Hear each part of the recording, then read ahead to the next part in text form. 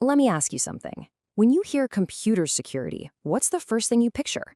I bet it's a hacker in a dark room, right? Green text flying across a black screen. But that whole Hollywood thing really misses the point. Real computer security, it's less about a person in a hoodie and way more about a smart, structured system of protection. So let's pull back the curtain. So what are the pros actually doing all day? What's the end goal?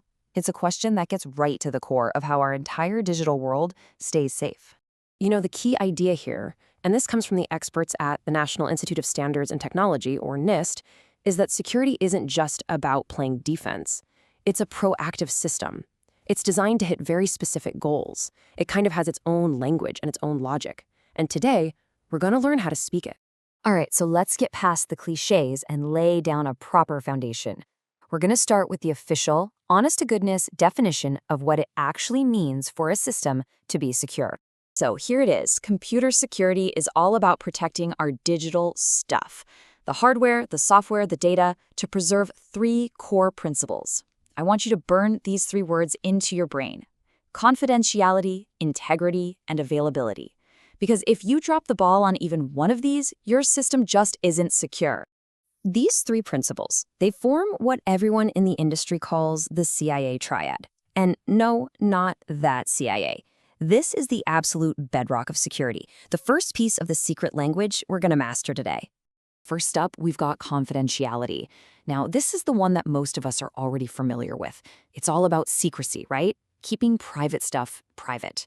The whole mission here is just to make sure that data is only seen by the people who are actually supposed to see it.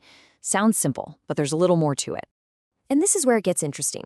We can actually split confidentiality into two different ideas. Data confidentiality is about protecting the data itself, encrypting your password so nobody can read it. But privacy, that's about protecting you. It's about giving you control over who gets to collect and share your personal info. It's a subtle difference, but it's absolutely crucial.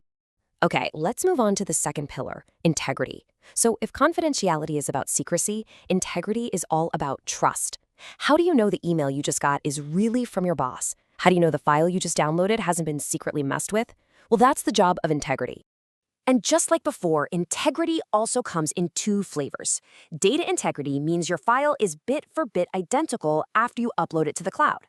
If some virus injects malicious code into it on the way up, poof, you've lost data integrity. System integrity is even bigger. It means the whole operating system is running the way it's supposed to, without a hacker secretly pulling the strings in the background. And finally, we have availability. Think about it. What good is a perfectly secret and trustworthy system if you can't actually use it?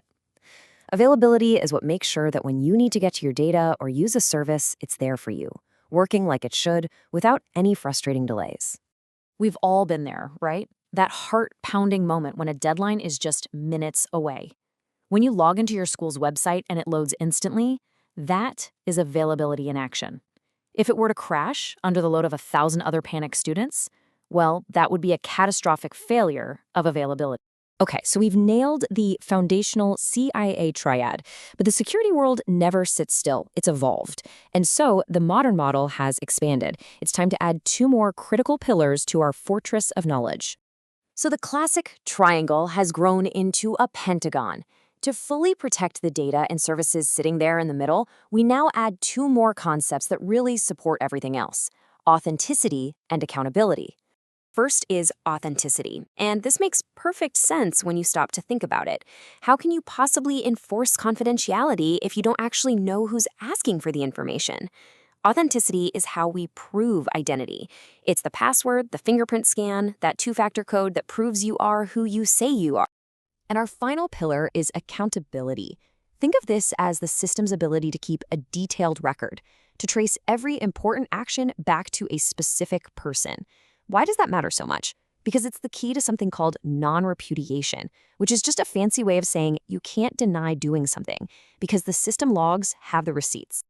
All right, now that we have our 5 core principles, let's put our new vocabulary to work.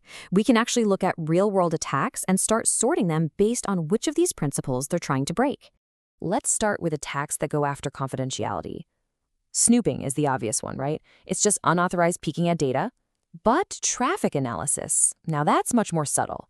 Even if a message is totally encrypted An attacker can learn a whole lot just by watching the patterns, like who you're talking to and how often. Next up, attacks on integrity, on trust. An attacker could try to modify data, maybe it change a 100 to 1,000 in a bank transfer. They could masquerade or spoof by using your stolen password.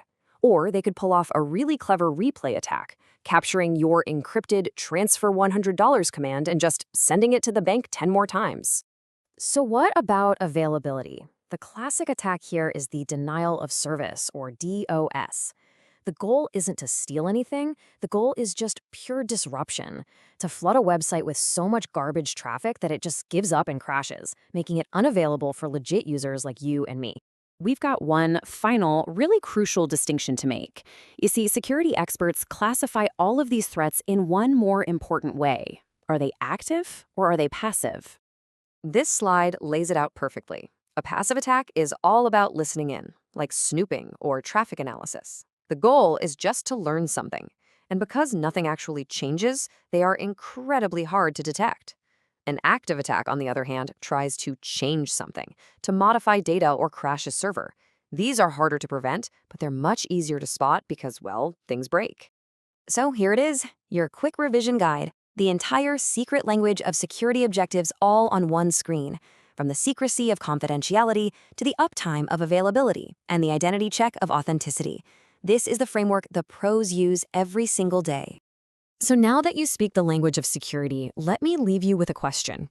Which type of attack worries you more? The passive one, which is almost impossible to see, or the active one, which can be incredibly difficult to stop? It's a trade-off that really defines the entire field of computer security.